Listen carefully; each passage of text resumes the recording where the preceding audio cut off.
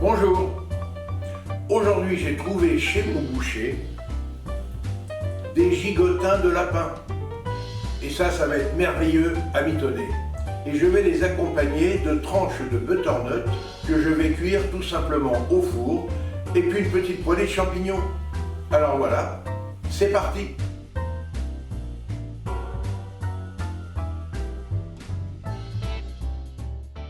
Pour la réalisation de ma recette, j'ai tout d'abord commencé la veille par la fabrication de la pâte de ce pain au baies de genièvre et sésame doré, en mélangeant 200 g de farine de blé bio, type 65 du moulin de Montricou, une cuillère à café de fleur de sel, une pincée de sucre de canne, 5 g de levure boulangère, la valeur de 1 cuillerée à soupe de baies de genièvre écrasée, une cuillère à café de graines de sésame doré, 12 centilitres d'eau tiède et j'ai laissé reposer cette pâte toute la nuit. Le jour J et 2 heures avant le service, j'ai façonné et cuit au four à 180 degrés pendant 35 minutes le pâton de ce petit pain installé dans un cercle adressé. Le jour du service, après avoir découpé 4 médaillons dans un butternut, j'ai déposé ceux-ci dans un plat avec du bouillon de volaille et je les ai enfournés pour 20 minutes à 160 degrés.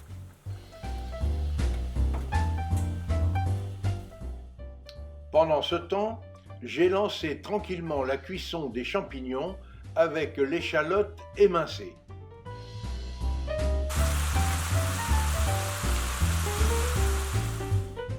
Et parallèlement, j'ai lancé la cuisson de l'oignon également émincé que j'ai ensuite déglacé au vin blanc.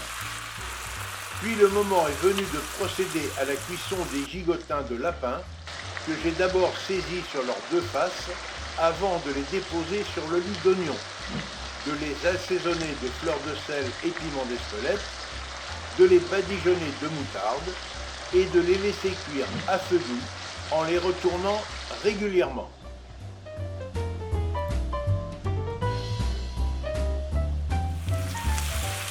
Après quelques minutes, j'ai enduit de crème fraîche les gigotins de lapin et, tout en poursuivant une cuisson bien tranquille, j'ai ajouté les champignons et j'ai laissé le tout finir de mitonner doucement à couvert afin d'obtenir une chair bien moelleuse de ces gigotins.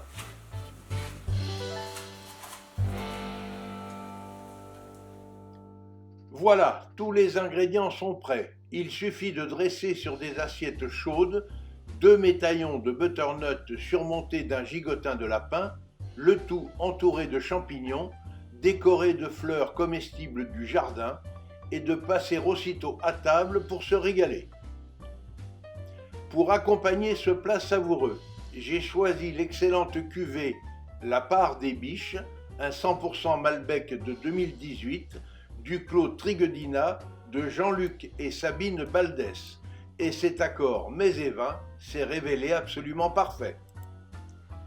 Bref, avec cette toute nouvelle recette, nous avons obtenu une fois encore, et pour notre plus grand plaisir gustatif, un accord mets et vin parfait. Et n'oubliez pas, pour suivre facilement mes recettes et nos reportages, abonnez-vous à notre chaîne Escapades et Découvertes TV. Vous y découvrirez aussi nos accords mets et vins. Et notez bien que l'abonnement est gratuit.